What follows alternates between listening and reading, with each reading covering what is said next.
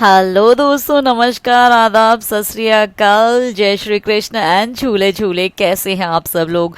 दोस्तों, इस वीडियो में मैं आपको बताने जा रही हूँ कि यदि आप लेह लद्दाख की यात्रा के लिए निकल रहे हैं या प्लानिंग भी कर रहे हैं तो भी आपको ऐसी कौन सी एसेंशियल, कहने का मतलब ये है कि आपको ऐसी कौन सी ज़रूरी चीज़ें कंपल्सरीली अपने बैकपैक में रखनी है जिसके बिना आपकी लेह लद्दाख की यात्रा अधूरी रह जाएगी। जी हाँ दोस्तों, तो इस वीडियो को शुरू से लेकर एंड तक ज़रूर देखिएगा क्योंकि ये वो सारी डिटेल्स देने वाली हैं जो आपके लिए ज़रूरी हैं लेह लद्दाख की यात्रा करते समय। वो सारी चीज़ें रखना कंपल्सरी है। दोस्तों, जैसा कि आप जानते हैं कि एल्टीट्यूड के मामले में लेह लद्दाख काफ़ी ऊंचाई में स्थित इलाका है। मतलब देखिए तो भारत के नक्शे में सबसे ऊंचाई में जो इलाका स्थित है वो लद्दाख है। इसका एटलीस्ट एल्टीट्यूड समुद्र तल से 12,000 फीट का माना जाता है, मतलब बहुत ज़्यादा ऊंचा। कश्मीर से भी ऊंचाई में स्थित है लद्दाख। तो क्योंकि हाई एल्टीट्यूड में होने के कारण यहाँ का जो टेम्परेचर है जनरली, दोस्तों यदि आप गर्मियों की बात करें तो जनरली ये माइनस तक पहुँच जाता है अर्ली मॉर्निंग के समय, और रात के समय -10, 11 आराम से ये पहुँच जाता है। क्लाइमेट इतना ठंडा होने के कारण क्लाइमेटिक फ्लक्चुएशंस भी बहुत ज़्यादा है। मैंने आपको अपने सारे लद्दाख के एपिसोड्स में अलग अलग टाइप की जो यहाँ पे क्लाइमेटिक फ्लक्चुएशंस हैं, जो क्लाइमेटिक चेंजेस हैं, जो अलग अलग टाइप का आप देखते हैं जियोग्राफी, वो दिखाई है। एयर प्रेशर बहुत ज़्यादा है, बहुत तेज़ हवाएं बहती हैं। इसीलिए दोस्तों आपको इसकी क्लाइमेटिक कंडीशन में सूट होने के अनुसार ही आपकी पैकेजिंग करनी है।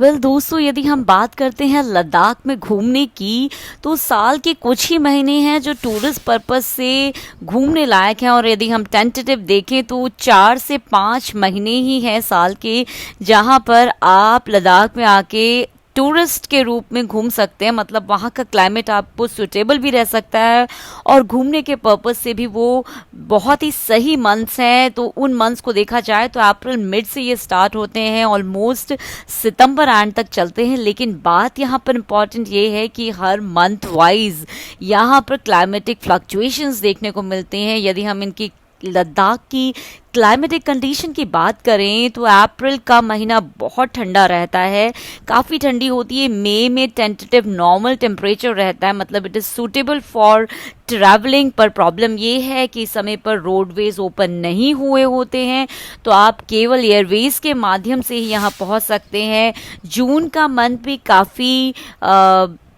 काफ़ी सूटेबल रहता है और जून के मिड तक या एंडिंग तक ऑलमोस्ट रोडवे स्टार्ट हो जाते हैं। लेकिन कई बार क्लाइमेटिक फ्लक्चुएशंस की वजह से जून में भी रेनफॉल हो जाती है यहाँ पर, तो कोई ना कोई प्रॉब्लम आप फेस कर सकते हैं। इसके साथ साथ जो नेक्स्ट मंथ है जुलाई, अगस्त, सितंबर, अगस्त से काफ़ी ठंडी शुरू हो जाती है और सितंबर में कई बार दोस्तों वापस से स्नो फॉलिंग शुरू हो जाती है। तो इन शॉर्ट यदि आप यहाँ के क्लाइमेटिक कंडीशंस को देखें तो उसके अकॉर्डिंगली हमें पता होना चाहिए कि हम जिस मंथ में ट्रैवल कर रहे हैं हमारे बैकपैक में क्या क्या एसेंशियल चीज़ें होनी चाहिए। तो चलिए अब शुरुआत करते हैं उन सारी लिस्ट की जो आपको अपने बैकपैक में एसेंशियली रखनी है। तो चलिए दोस्तों, सबसे पहले हम बात करते हैं हमारी फेस केयर से रिलेटेड एसेंशियल चीज़ों की। जी हाँ दोस्तों, स्किन हमारी बहुत इंपॉर्टेंट है, तो उससे रिलेटेड आपको क्या क्या प्रिकॉशंस लेनी है, कौन कौन सी एसेंशियल चीज़ें लेनी है, वो हम सबसे पहले डिस्कस करते हैं। क्योंकि लद्दाख की यात्रा करके आए और स्किन में कुछ गड़बड़ हुई तो लोग ज़रूर कहेंगे इतनी अच्छी जगह गए और ये फेस के क्या हाल बना लिए। तो देखिए दोस्तों, सबसे पहले अगर हम फेस केयर की बात करें तो फेस वॉश जो होता है वो सबसे इम्पॉर्टेंट फैक्टर है। तो यदि आप फेस वॉश करते हैं तो रेगुलर फेस वॉश करने की ज़रूरत नहीं है, आप एक दिन में 2 से 3 बार फेस वॉश कर सकते हैं। फेस वॉश जो भी आप यूज़ कर रहे हैं वो बहुत ही माइल्ड फेस वॉश यूज़ कर दिए, ज़्यादा स्ट्रॉन्ग फेस वॉश मत यूज़ करिए क्योंकि पहले से ही यहाँ का जो क्लाइमेट है वो ड्राई है, मतलब बहुत ही तेज़ हवाएं बहती हैं। तो अगर आप माइल्ड फेस वॉश यूज़ करेंगे तो आपके फेस पे अच्छा असर पड़ेगा। दूसरी इंपॉर्टेंट बात आती है फेस वॉश करने के बाद क्रीम लगाने की। तो क्योंकि दोस्तों बहुत हाई एल्टीट्यूड में बसा हुआ इलाका है तो सन की यूवी रेज बहुत तीखी पड़ती हैं, सन की रेज बहुत तेज़ यहाँ पे पड़ती हैं, वो स्किन को आसानी से डैमेज कर सकती है, टैन कर सकती है। और आप देख सकते हैं कि यदि आप जो है क्रीम सही यूज़ नहीं कर रहे तो आपकी स्किन में टैनिंग हो सकती है और डिसकलरिंग हो सकती है। तो सनस्क्रीन आपको कंपल्सरीली कैरी करनी है। और यदि हम सनस्क्रीन की बात करें तो वो एटलीस्ट SPF 40-50 की होनी चाहिए। जी हाँ दोस्तों, एक सनस्क्रीन कंपल्सरीली कैरी करिए और उसे अच्छे से जहाँ जहाँ आपकी स्किन ओपनिंग हो रही, जहाँ जहाँ से स्किन आपकी सन के रेज के कांटेक्ट में आ सकती है, फेस के साथ साथ गले, हाथ, पैर सब जगह अच्छे से लगाइए ताकि टैन होने की कोई भी चांसेस ना रहे।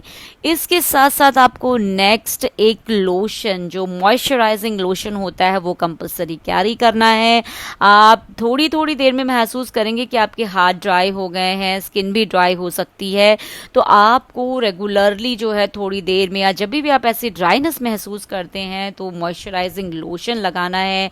रात को सोते समय भी हाथ पैर में मॉइस्चराइजेशन लगाइए, क्योंकि रात में अर्ली मॉर्निंग के समय जो है बहुत तेज़ ठंडी होती है, माइनस में टेम्परेचर चला जाता है, तो ड्राई होने की स्किन की बहुत चांसेस हैं। नेक्स्ट बात है दोस्तों आपकी लिप केयर की। आपके होठों का आपको बहुत ख्याल रखना है, क्योंकि बहुत तेज़ हवा बहती है, बहुत ठंडी होती है, इसलिए होठ फटने की बहुत चांसेस रहते हैं। इसलिए आपको एक लिप बाम ज़रूर से कैरी करना है। आपने साथ में एक लिप बाम लेके चलना है। और यदि आपने लिप बाम ले जाना भूल गए हैं तो दोस्तों यहाँ पे बहुत अच्छे नेचुरल लिप बाम भी मिलते हैं जो आप आराम से लेह मार्केट से परचेज कर सकते हैं, जिसकी क्वालिटी भी बहुत अच्छी और वो बहुत ही नेचुरल तरीके से बनाए जाते हैं। तो लिप बाम ज़रूर अपने साथ रखिए। तो चलिए दोस्तों, नेक्स्ट इम्पॉर्टेंट बात जो कि बहुत ज़रूरी है वो है हमारी हेल्थ से रिलेटेड मेडिकेशंस की। जी हाँ दोस्तों, यहाँ पर आके हो सकता है कि आपको कुछ भी हेल्थ इश्यूज हो सकते हैं, तो उससे रिलेटेड हमें कौन सी मेडिसिन कैरी करनी है वो बहुत इंपॉर्टेंट फैक्टर है, क्योंकि आपकी पूरी ट्रिप में आपकी हेल्थ सही रहना बहुत ज़्यादा ज़रूरी है। यहाँ पहुँचने पर जो जनरल हेल्थ इश्यूज लोगों को होते हैं वो हैं दोस्तों जनरली वॉमिटिंग से रिलेटेड प्रॉब्लम, हेडेक से रिलेटेड प्रॉब्लम, स्टमक पेन, पेट में दर्द, कोल्ड कफ की समस्या, गैस और एसिडिटी की प्रॉब्लम, इनडाइजेशन की प्रॉब्लम और रेस्पिरेटरी रिलेटेड प्रॉब्लम, सांस लेने में जो प्रॉब्लम होती है, ये सारी जनरल प्रॉब्लम्स आप यहाँ पर फेस कर सकते हैं दोस्तों। तो आपको उससे रिलेटेड आपको मेडिसिन कैरी करके रखनी है। पहले से ही आप किसी भी मेडिकल स्टोर में जाएंगे और ये जो जनरल प्रॉब्लम्स है इसके बारे में अगर बात करेंगे तो कोई भी मेडिकल स्टोर वाला आपको नॉर्मल टैबलेट्स और जो भी लिक्विड्स चाहिए, जो भी सिरप चाहिए वो दे देंगे। आपको वो सब कुछ कैरी करने हैं। फॉर एन एग्जाम्पल अगर मैं बात करूँ, जैसे कैस्टोफिन और पेंटॉप DSR है, ये ऐसी मेडिसिन है जो गैस, एसिडिटी और इंडाइजेशन में काम आती है, इसे आप कैरी कर सकते हैं। इसके साथ साथ पैरासीटामोल है जो कि हेडेक के लिए और फीवर के लिए काम आती है। कफ एंड कोल्ड की बात करें तो कोई भी आप सिरप जो है कैरी कर सकते हैं। इसके साथ विक्स है, स्ट्रेप्सिल्स है, कंठिल है। नेचुरल अगर आप कोई मेडिसिन नहीं लेना चाहते तो कंठिल जो है वो आयुर्वेदिक गोलियां हैं जिससे गले के दर्द से आप राहत प्राप्त कर सकते हो। तो इस तरीके से दोस्तों आपको ये सारी चीज़ें जो है, जो नॉर्मल प्रॉब्लम्स यहाँ पे आप फेस करेंगे हेल्थ इश्यूज से रिलेटेड, वो सब कुछ कैरी करनी है। तो चलिए दोस्तों, अब हम पहुंच गए इस वीडियो के लास्ट इम्पॉर्टेंट टॉपिक पे, जो है रिलेटेड हमारी क्लोथिंग से रिलेटेड, पैकिंग से हमें किस तरीके से कपड़े, कौन कौन से कपड़े कैरी करने हैं, वो बहुत इंपॉर्टेंट फैक्टर है। वेल दोस्तों, जहां तक हम क्लोथिंग की बात करें कि हर मंथ के अकॉर्डिंगली अलग अलग रिक्वायरमेंट यहाँ पे रहती है, मंथ वाइज अलग अलग क्लाइमेटिक कंडीशन रहता है, तो उसके अनुसार ही आपको कपड़े रखने हैं। लेकिन यदि हम जर्नल कपड़ों की बात करें जो अप्रैल से लेकर आपके सितंबर तक कंपल्सरीली आपको कैरी करने वो हैं सबसे पहले तो थर्मल वेयर्स। यस दोस्तों, आपको थर्मल वेयर कंपल्सरीली रखने हैं। आप 7 दिन या 14 दिन कितने भी दिन की यात्रा कर रहे हैं, आपके पास एटलीस्ट 3 से 4 थर्मल वेयर होने चाहिए। अच्छी क्वालिटी के थर्मल वेयर यूज़ करिए जो आपको प्रोटेक्टेड रख सके। इसके साथ आपको लेयरिंग करनी है स्वेटर्स की। थर्मल वेयर के बाद आपको एक लाइट वेट स्वेटर पहनना है, जैकेट हो सकता है। उसके बाद आपको हैवी जैकेट जो है, हैवी स्वेटर्स कैरी करने हैं। इसके साथ साथ हैंड ग्लव्स हो गए, आपके सॉक्स हो गए। वुलन सॉक्स आपको ज़्यादा ठंडी वाली जगह पे यूज़ करने हैं। नॉर्मल सॉक्स आप नॉर्मल टेम्परेचर में यूज़ कर सकते हैं। इसके साथ साथ आपको मुंह को कवर करने के लिए एक फेस जो मंकी कैप जैसी होती है वो यूज़ करनी है। सर पे टोपी कंपल्सरीली आपको एक रखनी है। तो इस तरीके से ये सारी एसेंशियल चीज़ें हैं जो आप अप्रैल से लेकर सितंबर तक सारे मंथ में आपको लेकर चलनी है। अब दोस्तों मैं आपको बताती हूँ कि मंथ वाइज आपको कौन कौन सी चीज़ें इंपॉर्टेंट रखनी है। अगर आप दोस्तों अप्रैल मिड से लेकर मई तक के मंथ में यात्रा कर रहे हैं तो आपको सबसे पहले तो थर्मल वेयर्स रखने हैं जो कि हर मंथ के लिए कंपलसरी है। इसके साथ आपको स्वेटर्स की लेयरिंग करनी है। एक लाइट स्वेटर या जैकेट रखना है, कम से कम 2-3 आप वो रख सकते हैं। इसके साथ आपको 1-2 हैवी जैकेट कैरी करने या हैवी स्वेटर, एक हैवी और एक लाइट हो सकता है क्योंकि कोई जगह पर बहुत हैवी स्वेटर की ज़रूरत पड़ जाती है जैसे पैंगोंग लेक है या खारदुंगला है, और नॉर्मल जो है दूसरी लोकेशंस उसमें आपको लाइट जैकेट की ज़रूरत पड़ती है। तो आपको इस तरीके से लाइट और हैवी जैकेट 2 टाइप के जैकेट रखने हैं कंपल्सरीली। इसके साथ साथ यदि आप ट्रेवल कर रहे हैं दोस्तों जून और जुलाई में तो इस मंथ में चांसेस हैं स्नोफॉल होने की, आप कह सकते हैं कि इस मंथ में चांसेस है बारिश होने की। तो आप लोगों को ये थर्मल्स तो रखने ही है, स्वेटर की लेयरिंग भी रखनी है। इसके साथ साथ जो आप हैवी स्वेटर या हैवी जैकेट कवर कैरी कर रहे हैं वो कंपल्सरीली स्नो शीट वाले होने चाहिए, वाटर प्रूफ होने चाहिए। साथ में एक अम्ब्रेला कंपल्सरी कैरी करिए अपने साथ, या फिर रेन कोट या शीट ऐसी कैरी करिए जिससे आप बच सके इस तरीके से बारिश अगर होती है। और यदि आप अगस्त और सितंबर में आप ट्रैवल कर रहे हैं तो दोस्तों आपको थोड़ा सा स्वेटर, जो हैवी स्वेटर की मैंने बात की, उसकी क्वालिटी को और ज़्यादा बढ़ा देना है। मतलब आपको और ज़्यादा अच्छी क्वालिटी के हैवी जैकेट यूज़ करने हैं जो आपको ठंडी से आसानी से बचा सकें, क्योंकि अगस्त और सितंबर में काफ़ी ठंडी शुरू हो जाती है दोस्तों। और आपको इसके साथ साथ hand gloves, woollen hand gloves रख लेने हैं। सॉक्स की भी अगर हम बात करें तो आपको हैवी वुलन सॉक्स यूज़ करने हैं। तो इस तरीके से दोस्तों आपको आपके यहाँ पर स्वेटर्स को जो है जिसे आप वुलन वेयर्स कहते हैं वो रखने हैं। कंपल्सरीली कैप आपको हर मंथ में चाहिए, चाहे अप्रैल से लेकर सितंबर में आप ट्रैवल कर रहे हैं, आपको सर कान को ढकने के लिए एक कैप ज़रूरी चाहिए।